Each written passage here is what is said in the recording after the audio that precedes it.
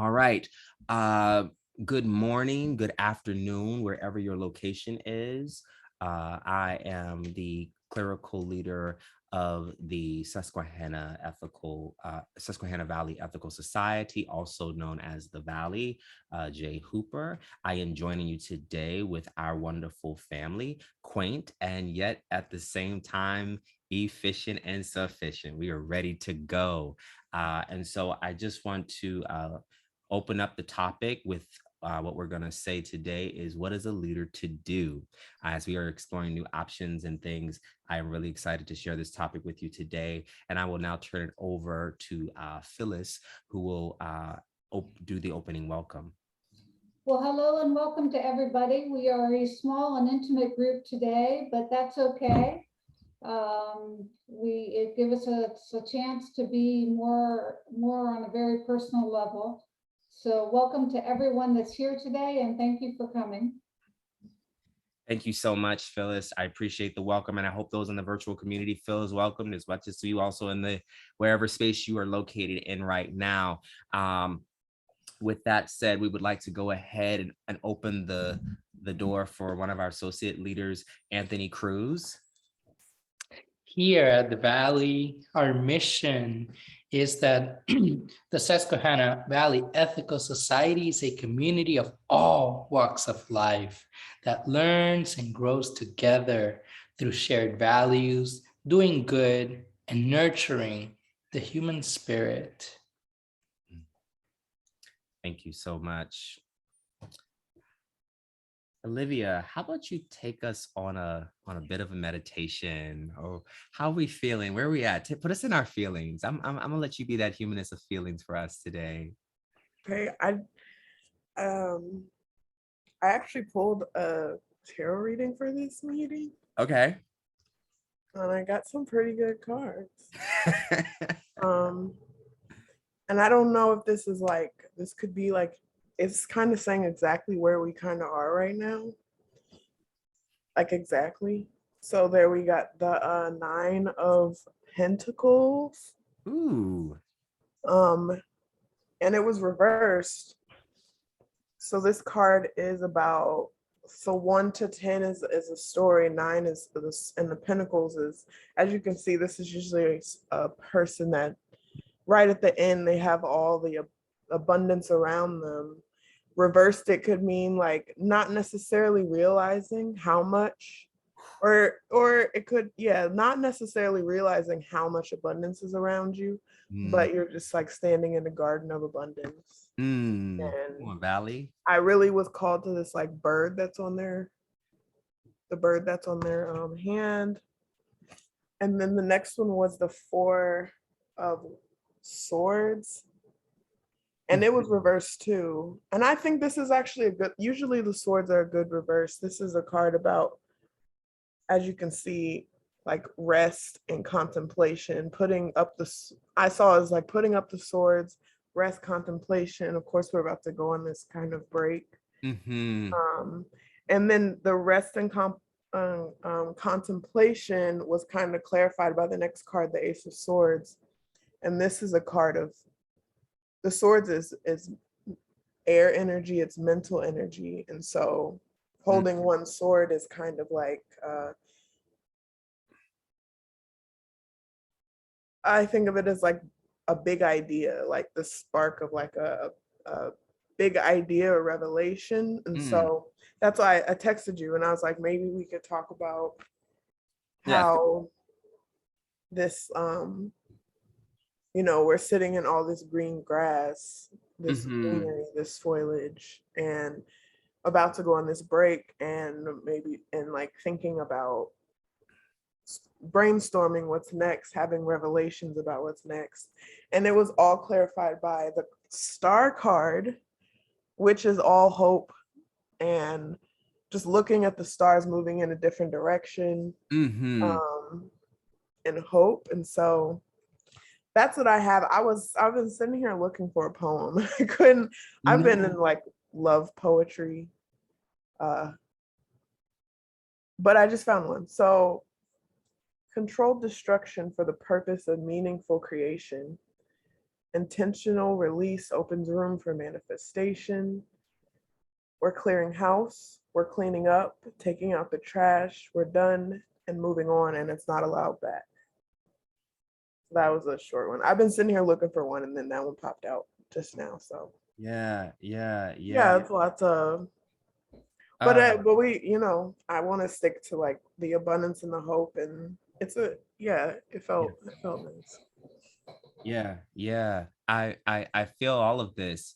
Um, I want to say to our virtual community before we go in that like um for those who are very skeptical about such things around whether it be a tarot reading or stars or possibly even stones as we are engaging with all of these practices, if you also will.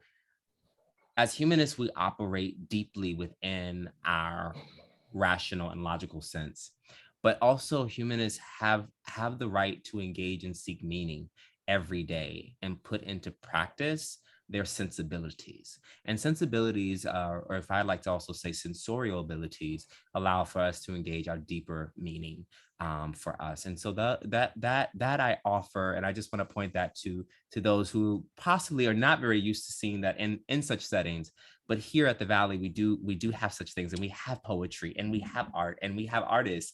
And so we are going to engage interdisciplinary, transdisciplinary flow that allows for us to engage our best self in any way possible that speaks to you. So I hope that you were filled by, yes, our mission, filled by, yes, the welcome, and filled by, yes, the purpose of seeking meaning with our associate, our also associate leader, Olivia. And so I just want to point that out. And I just want to also welcome Lena here, who is with us, and always our star trooper showing up ready to go. So I just appreciate her being here, and congratulations to her for her graduation, celebrating those high notes and things like that. Currently right now, if you were wondering where our fearless leader Patty is currently actually at a wedding and celebrating. People are getting married. Y'all, let love keep on practicing what it practices best: endurance, everlasting, and fulfillment and abundance, right? So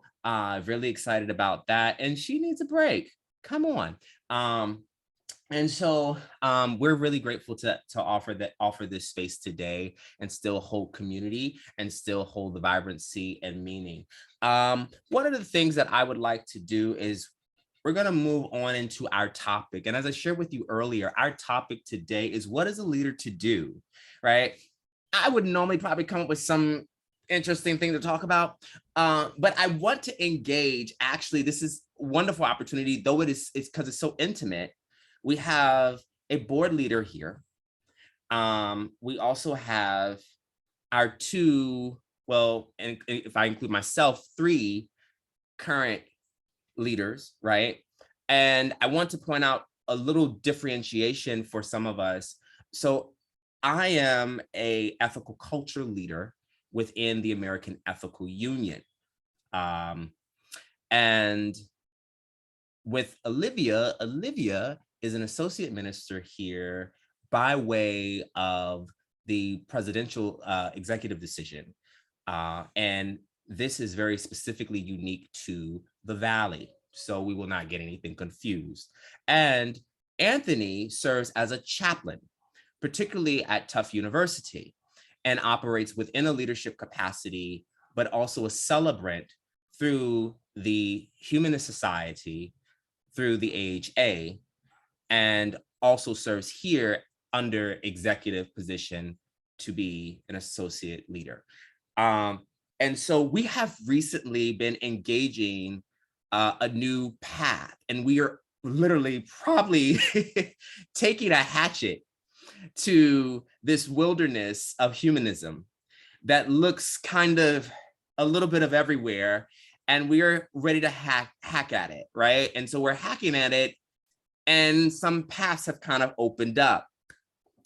And with someone like myself who's come out of a clerical context most of my life, or congregational context, we often can see within religious humanism, my position would be technically like pastor or minister.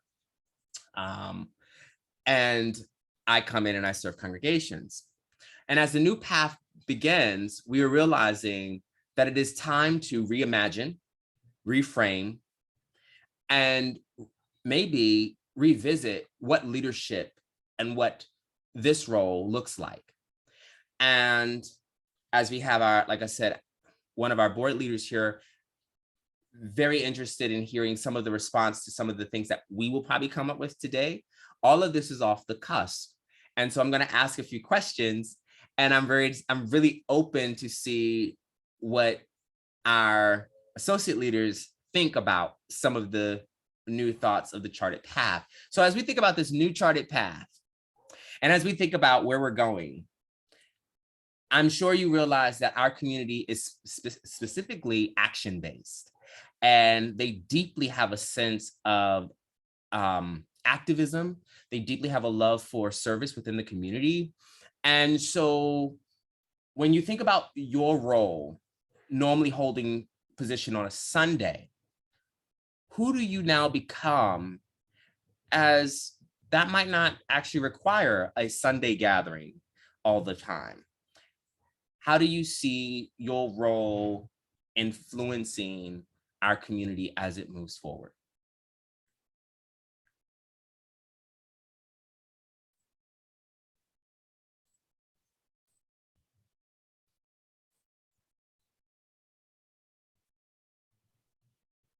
I'm not sure how much I see my role, at least in the board terms, changing.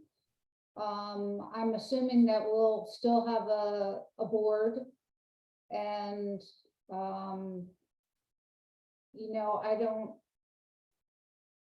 although the content of what we discussed may be changing, my role, I think, is going to be similar.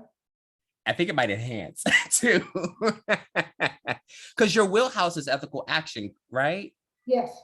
So yeah, Phyllis handles also ethical action, and Phyllis arranges a lot of how we engage, how we recruit, how we invite folk to join in on our service projects. And so I want to point that out, that it's probably one of the main reasons why Phyllis is like, I don't know how my role will change specifically. It probably won't have to do much changing, but it will probably get heavier with how much work you'll have to fuel out your capacity. So no, thank you for that. That is very true. I just wanted to clarify for some of our virtual friends.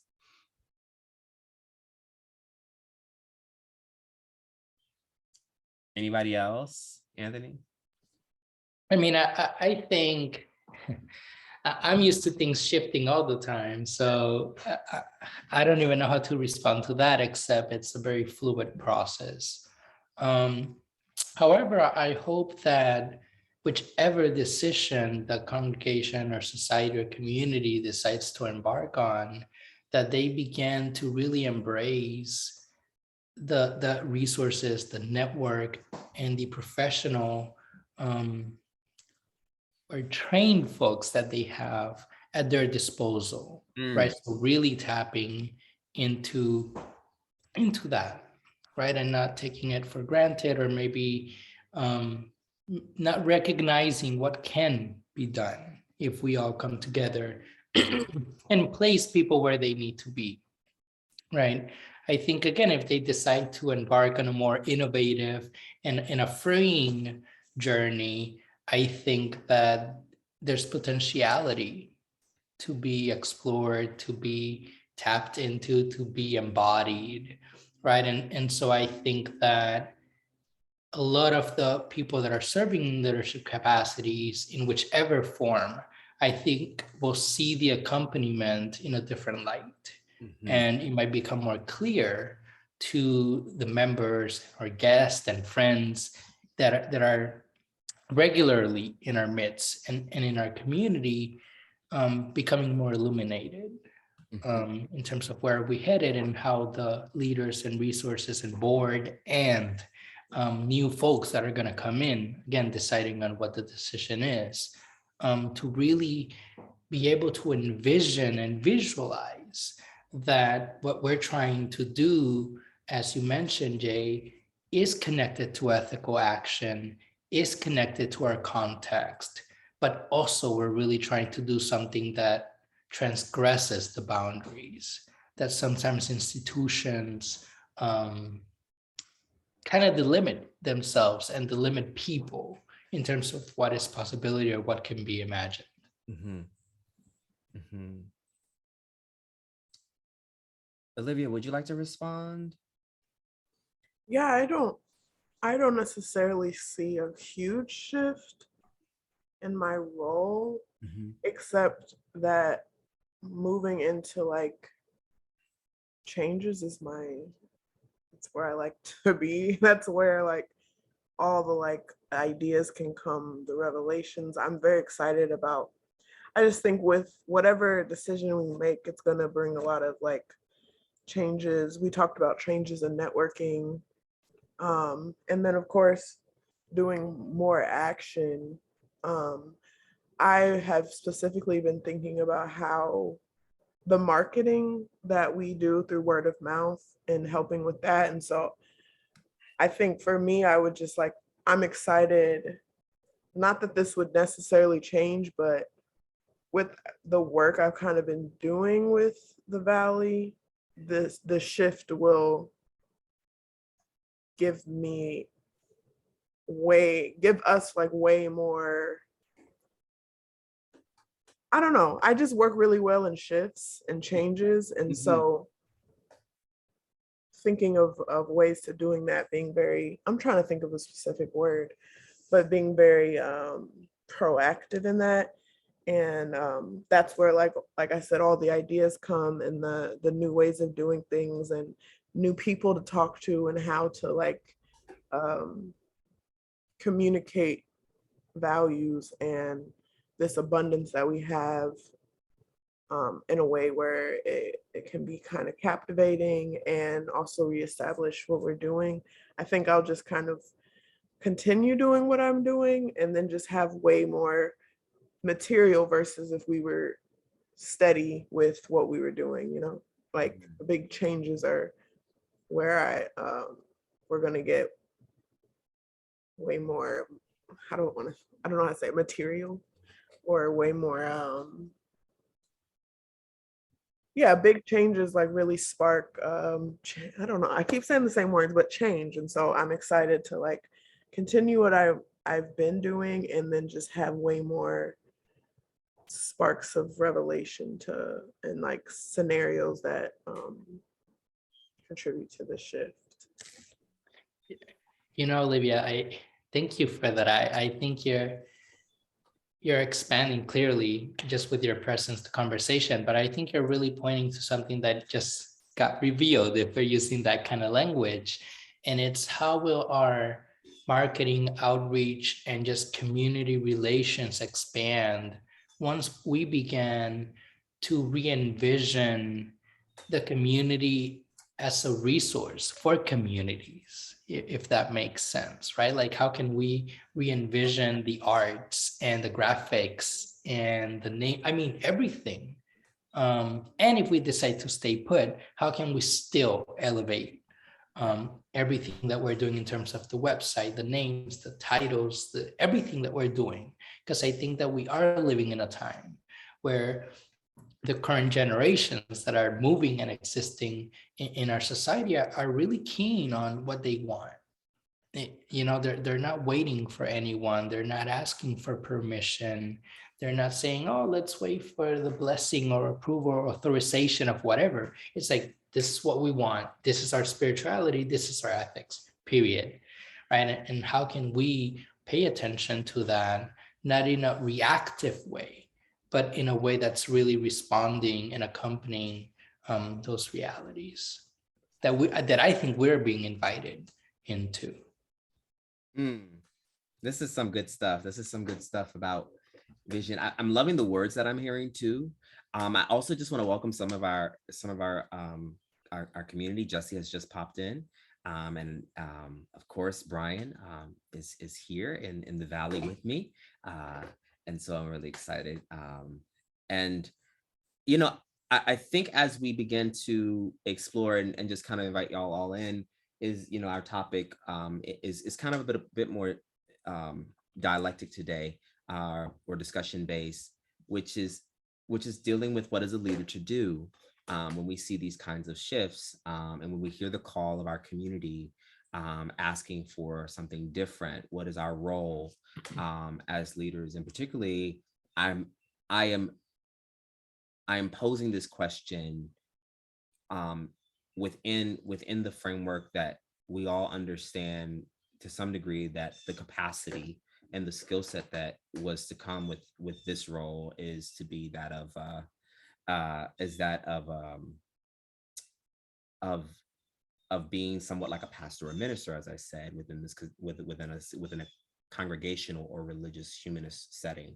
And so now, as we think about being more action based, and as we think about our practice with leading more into into this kind of community service based action, how do we think about ourselves within our skill sets? And so we're having a discussion with the associate leaders and those who are on the board, to kind of think, you know, to kind of think about what does the reframing look like, and how do we also think about it, which is one of the interesting things about our community. Our community has always been community based, and it has always been community focused. As we begin to reimagine this, you know, one of the things that we have to sit back with is that Patty has also been kind of the steerer for this community. And so I think that it is important, though, as I've really tried to encourage Patty as a consultant, is to really think about, like, what is the community asking to do versus what do you point the community to, right? What, you know, and this is something that oftentimes, you know, we want to keep things going, but we have to ask really what the community wants to do, and not only point them in a direction, right? But at the same time, ask them what is their capacity, what are their skill sets, what are their resources, what is their time, right? And so when we think about that, it's not coming out of one person. So how do we engage now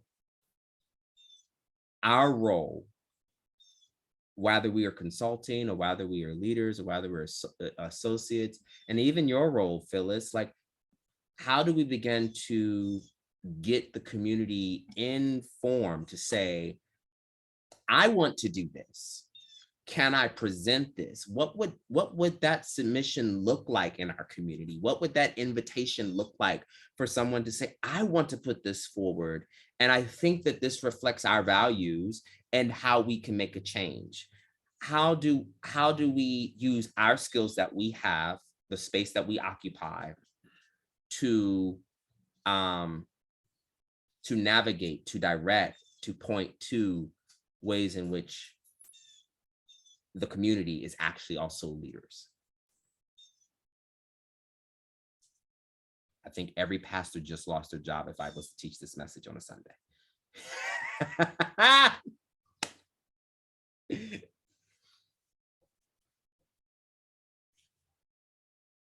I think for me, that was one thing when we had the different options that were presented. I don't know if I can make a decision on it or anything, but whatever decision is made, there was one that I was especially really excited about, because just up front when we were talking about, when we were sharing what we like specifically love about the Valley, just the action alone, action will always bring change and evolution and growth. And so, oh, I just lost my thought. I guess I was thinking about you saying, like, pastors would lose their, like, what do people bring? Oh, that's what I was saying. The change, the change, the action will bring change, the change will bring growth. And as we're doing this action and we're out and about, and as we're doing the action, I think that will as you're growing and evolving through this, that will automatically bring ideas and sparks and the conversations that we're having. And I think the change will, as we're going through this changing and having these conversations, and maybe shifting locations, I think that this will kind of naturally come up. But yeah, I think I just wanted to share that part. I think I was very excited about the fact that people wanted action, because I was like, oh my gosh, a group of people who actually want to grow and evolve. And because that's what, it's not just doing action. It's not just like, we're going to go do this charity work, but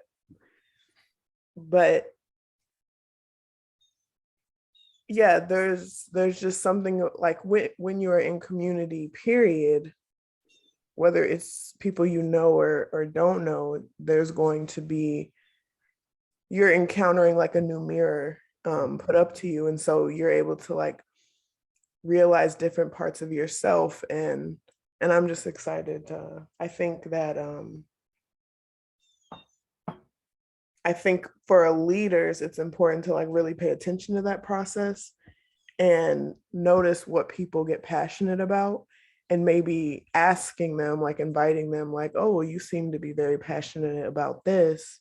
Have you thought about, and like, I think the point of the leader is to, like, through this transition, really pay attention to what brings people's like spark, where people get excited about, and noticing that, even if they don't notice it themselves, but noticing that to maybe invite them into like exploring that further, or maybe hearing that spark and then gathering resources and saying, well, did you know this and this is happening in the community too? Maybe you want to propose something, and just like, I think the leader is like kind of a cultivation of that like creation process.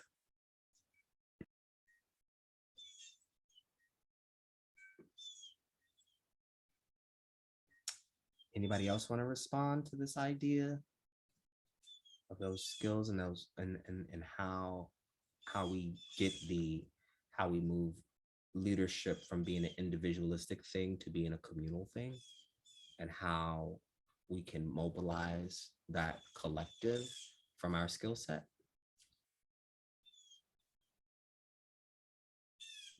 You broke off. Can you repeat the whole prompt? Oh, I was just saying that, like, I was wondering if anybody wanted else to speak to, the leadership going from this individual space to a very communal space, right? And how we use our skills within our leadership position to inform or encourage, and create that. I just wanted to, that fuels the community to begin to do that.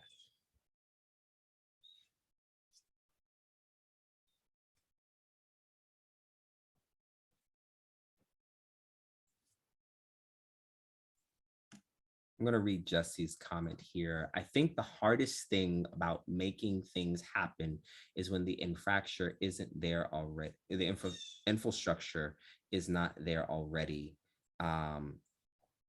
In order to do a thing, you have to build it from scratch. It's very true. I thank you for that. Yeah, and I think just to also just kind of counter, to kind of respond to that, I found that a lot of things that we have been doing here between me and Patty and a few others and the board has always been coming from scratch, always coming from scratch, always coming from scratch. And, it's one thing to scratch at the surface. It's another thing to actually be able to dig. And I think in the relationships that we've been always scratching. And we understand that after scratching for so long, there's a resistance. There is a resistance in that scratching. After a while, maybe your nails are dying out because, like the minerals that kept you going, the materials that were really there to allow for you to scratch are dissolving because it's being worn out by constantly hitting this area of resistance or this area of long waiting. Long waiting is an act of resistance sometimes, right? Some people just wait you out. And it's so here it is. I have really thought, for quite some time, never really thinking about this direction when first entering this space, but entering the space of being like, we need to dig. No more scratching at the surface. We need to dig. We need to know what foundation is available to us, right? I don't want surface scratching anymore. I need to dig. And so when I came to this community, my idea was to think about how many ways we can dig and really at this point, getting our hands dirty and also not realizing what's really underneath all of the surface, right? Has been so important. So I'm glad you brought that up about infrastructure and starting from scratch. And also, as I said, I just see a lot of meaning making in that idea of starting from scratch. And now we get into a place where we can, hopefully dig, and realize that the scratching at the surface is not going to do us any good, but it's important for us to see what's in our foundation. What is our foundation? What is in our grounds? And what's in our wheelhouse? We've got it. And I believe that as a leader, I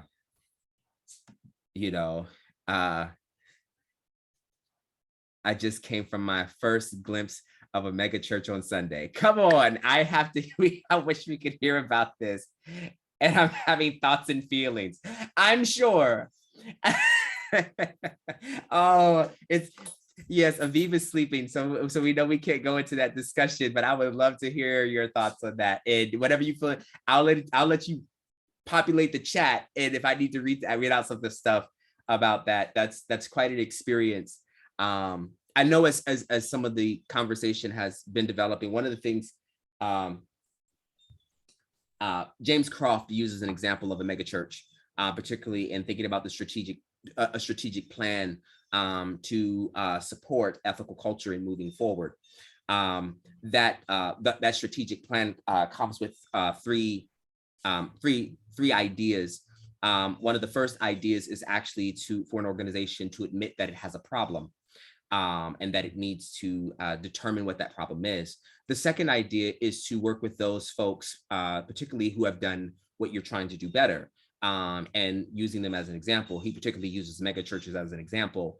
And I will kindly disagree in trying to think about ethical culture as a mega church. It's quite hard to think about it in that way. And even though I did come out of the mega church environment. So because it's a very different framing, platform, structure, infrastructure. It's so much about network. It is for folks. It's about control. It is, yeah. It's about control of the mind and the resources. Yeah. And even that network. It's very, very interesting. And it so there's some gives and takes in it. There are some structures in there that can really benefit us. And then there are those. I'm definitely interested in your experience with your first glimpse. And definitely someone who has always orchestrated them. Trust me, I love to orchestrate. When I say orchestrate, I was actually my father and I growing up. I had the we would do a lot of the atmospheric control, if you will, trying to set the lights right, and such and such was praying, so we need the whole room to be blue. Depending on how large your congregational setting is, you could do certain things. Piano must, is going to come in lightly while the pastor is talking, and so we're going to bring everybody into this moment of meditation. All right, ushers come in. Like, this was I would be directing service, so I love orchestrating the environment. Hence why I'm an artist, right? And that's an artistic skill that gives people not only just the feeling, but I'm glad you're bringing up this idea of feeling, Jesse. feelings and thoughts, because this will later be coming up in much of my discussions and talks in the future, is around that humanism cannot last off of rationale and logic alone. It requires a sensorial ability. And you being an educator, one of the things that sits with me a lot is that we came up, you and I came up, and a few others probably came up, where we did things like have a bag and you put your hand in the bag and you feel it and you try to describe it and you tried to make sense of what was in the bag, even though you couldn't see what was in the bag. You had moments where you had to figure out, little rhymes to make sense out of the things that you were probably even tying, right? Like, a bunny hopping through the loop, and then all of a sudden you have your shoestrings tied, and there were other things. But these were very sensorial. And I think we have removed ourselves from experiencing high sensory level logic that could actually inform, right? Not take the place, but in addition, inform our relationship to making logic, to making meaning, right? And I think that's something that's very important. So when I think about that, I do think about this new role and the new work that I'm trying to do. I want to, okay, good. We got about 10 more minutes. I want to point to this, and I'm going to actually read Jesse's stuff in a minute. As we think about fueling this community, I love new names. Anybody knows me, I love a name. I love a different, what's this, right? And I want you to think, let's take a moment. And even you in the virtual community, and those of you who will probably see this later, take a moment. Think about the skills, the personality, anything that makes up who you are. And I specifically want the associate leaders of the Valley to really do this. And I want you to think about your skill set. Think about how you lead. And I want you to think about how you lead. And I want you to take all of those characteristics. And if you can name those characteristics, maybe 3 of them, maybe 5 of them, skill sets that you have, 3 of them, 5 of them that you have. And if you were to name yourself something beyond a leader, reverend, for those who have that term, for those who come, seminarian, those like board leader, like, what is the name of this new formation? I had advanced time to think about this. So I'm gonna state mine first, just because I've had time to meditate on it. But I'm gonna let y'all have your meditation moment to think about your 3 to 5 characteristics or skill sets that you bring, and then think about the way that you see your leadership operating, maybe not with using the term leader. So I thought about a few things. I love I'm along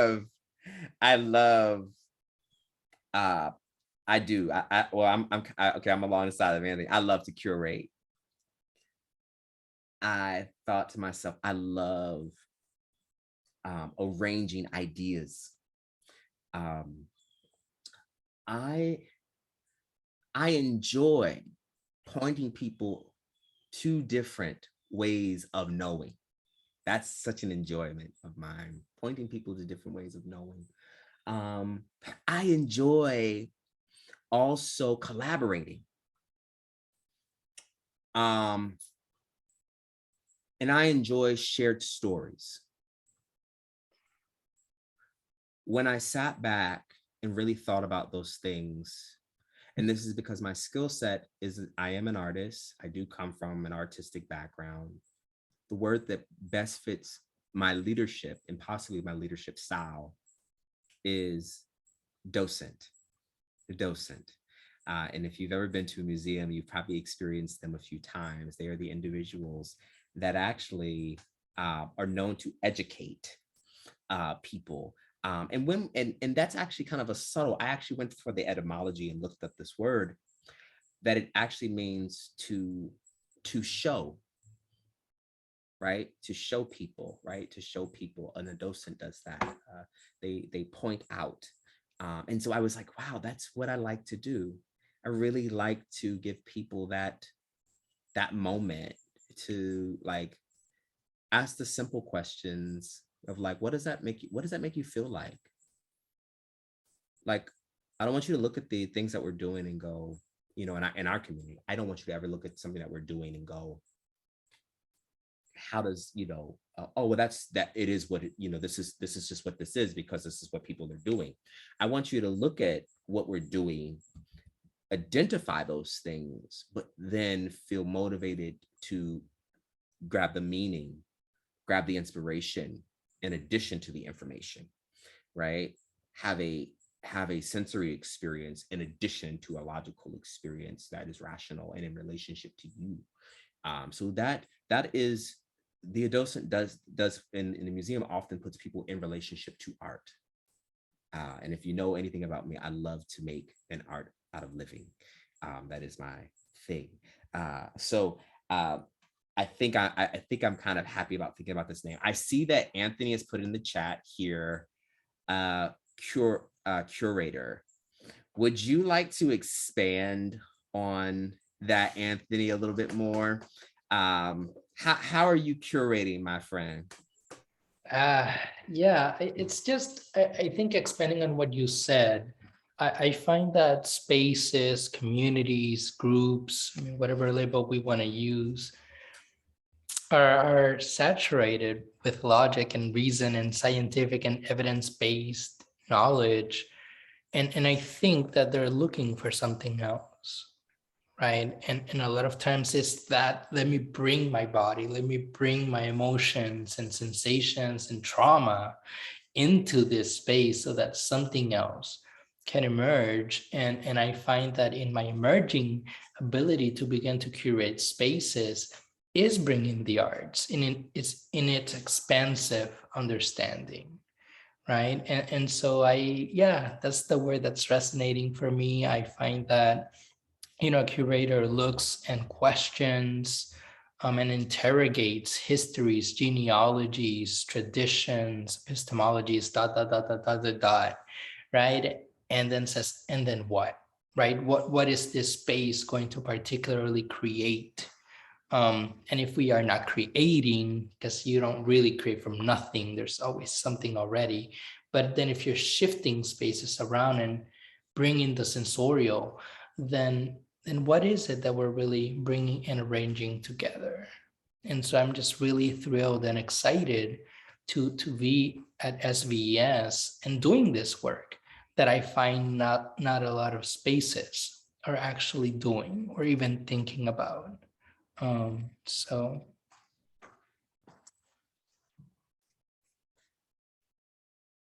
you're muted, Jay. Thank you so much. I was just saying thank you. Olivia, do you want to add?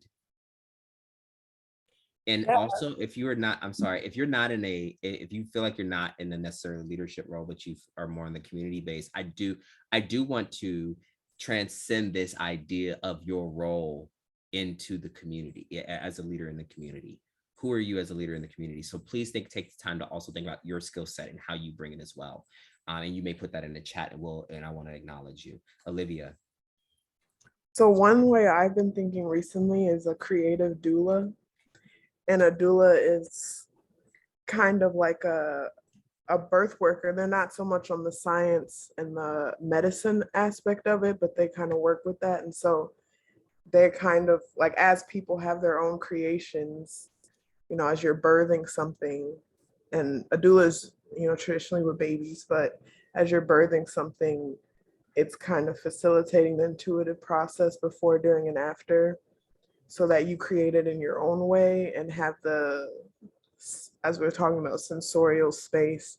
So like traditionally in birth work, there's a specific way they make you lie on your back and have a baby, and a doula would come in and say, kind of empower the birther to say, no, I want to do it this way. I feel comfortable doing this way. Intuitively, I don't want to have this in the room, or I don't want to be rushed, or I don't want this medicine. And so the doula kind of like facilitates that like empowerment through the birth process. So I've been thinking of myself as a creative doula. And the creative aspect is like, so the doula is kind of like empowering the person to like intuitively take charge of their own birthing process. And then the creative is understanding like the aspects of balance that come, the creation and destruction balance that comes, because even as you're creating something, even if you're like birthing a child, you kind of destroy your whole identity before. I mean, I've never had a child, but I imagine it's like you kind of destroy your whole identity before, because your whole life changes after this creation. So yeah, creative doula, that's been my thing recently. I've been thinking about it for a while, but I officially was like, maybe I'll take it. I love it. I think that what I'm visualizing right now, right? It's sitting at these intersections of life and death, right? Something's dying and something's birthing, something's coming into existence, right? And it's not the negation of science. It's not discarding something, but it's saying, how do we pay attention to that which is familiar to the person or people that are going through these processes? Because it's not just, sorry. No, go ahead. Actually, because birthing is a thing that has been happening since human existence. And there's a whole like tradition that is kind of has been discarded in the medical field, like people who birth don't know how to do this or don't know how to listen to their own bodies. So I feel like in the creative aspect, that's kind of the same too. Like we've been creating since humans have been, like we do this, we've been doing this, and there's not specific ways that we have to do it. Science has improved it, but it's kind of intuitive and ancient knowledge. This is good. This is good. If Brian, did you want to think about your creative, I mean your leadership role in the community? Okay, Phyllis, anybody? Okay. I think that these are great to think about. Just the role. I mean, the doula, that's just such a powerful role that may sound archaic to some, but is so really needed. There and it's good to hear that work in this space as we think about, how to begin to create this incubation. And we've got Jesse here, the cheerleader and doer who wants to get out and make things happen. This is very, very true. If you have not, and you are in the community down in Lewisburg, there is a wonderful space with very, very high ceilings. I would assume probably about 14 feet, with tray-like metal ceilings, and this very kind of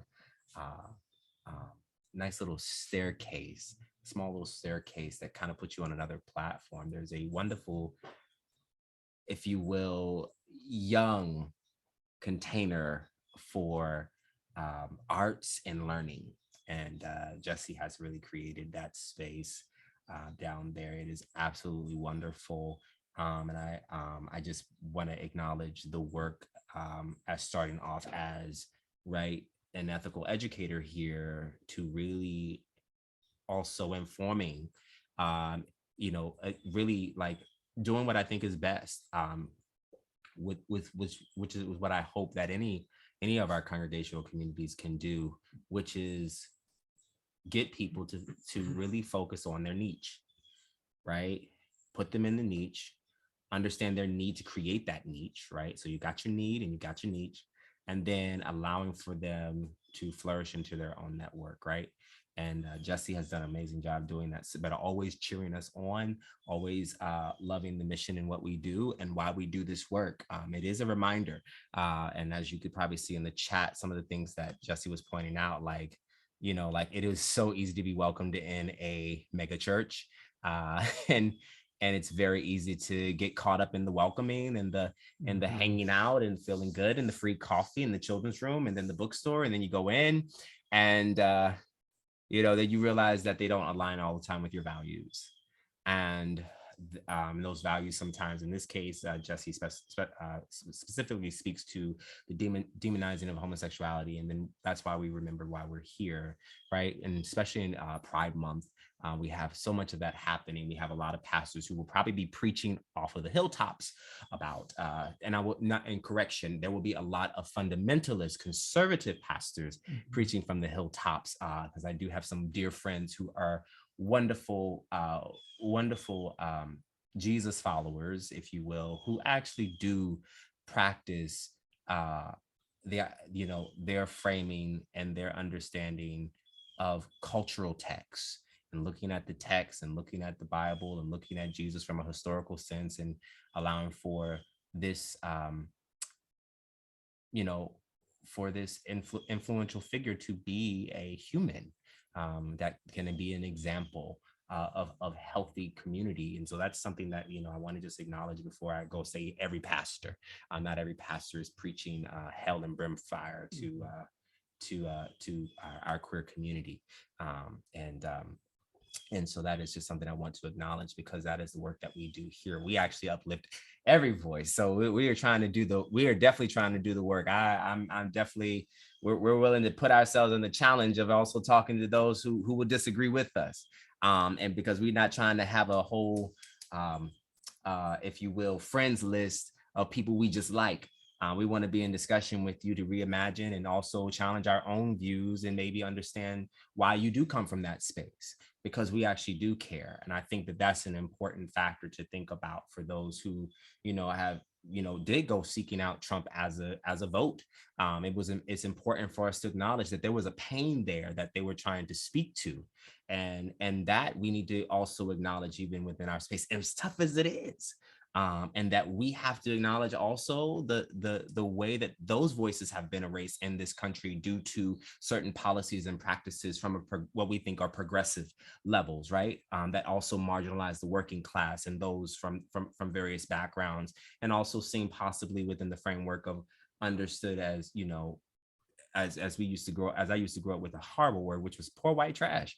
And that's a thing. That was a thing that was in our spaces. And so here it is, we have the space to actually bring that into conversation here and find out how to actually maybe find a reckoning, maybe find a reconciling, to speak to those voices and advocate. We have a very intense job here within our community, especially within the Valley, because we hold such an eclectic view, but we're also in a very fundamental and conservative space. And how do we navigate that is something that we will learn to do as we continue to do acts of service, because it is in this community, as I have said multiple times, it is not about right beliefs, but it is about right action. And how we are going to show up in this community from now on as the Valley, as we continue to think about our role, as we think about our leadership role and our capacity, rather curator, rather doula, rather also enhancing our role in ethical action, or whether it is the work that we do from outside of the walls, down on Lewisburg, right, on the main strip, or whether it's the coaching, from fitness. I think we have a lot of spaces, right? Come on, right? Look, the coach is the leader. I was like, yeah, I know you guys got something to add to this community, right? Because we need the coaches, we need the cheerleaders, we need it all, in order to help people realize their capacity to lean in. Leaders don't just walk forward, they lean in.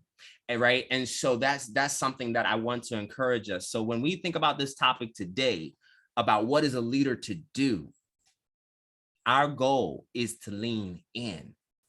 We don't walk ahead of nobody. as my dear colleague just said not too long ago, that we accompany people. We accompany people. We accompany people to walk alongside us. And that's a big portion of it. And so I want us to think about that. So as for now, this has been our time. I hope you have been encouraged. I hope that you have been informed. I hope that you have been inspired. I hope that you feel in some way, have all the feelings and the thoughts, as if I may coin what Jesse said earlier, and realize why you are in the position that you are in, and that it will never be erased as long as you are actually leaning into your role with the fullest capacity to help a community be its best self. That is what leaders are called to do. We accompany, we walk alongside, we point out, we curate, we help with birthing new processes, and sometimes watching them transform into things that actually probably need to die off. We cheer on, we coach, we watch. There are prophetic witnesses. They watch, they see things. They sometimes see things that others don't. Who are you? Who are you? Who are you in this moment of the valley? Who are you? And who do you see yourself becoming? I welcome you and I invite you to constantly ask yourself that question. Even if it's not in this Sunday space, whether it's throughout the week, ask yourself at your job, who are you? When you're mothering, when you're fathering, who are you? When you're with your friends, who are you? When you're at the bar, who are you? All of it. It's all there. Because at some point in time, somebody's got to take the role to accompany and walk alongside, and you never know when that's going to happen. Enjoyed this Sunday. Happy Sunday to all of you. If you tune in on Monday or you see this later on in the week, whatever day it is, be happy. Okay?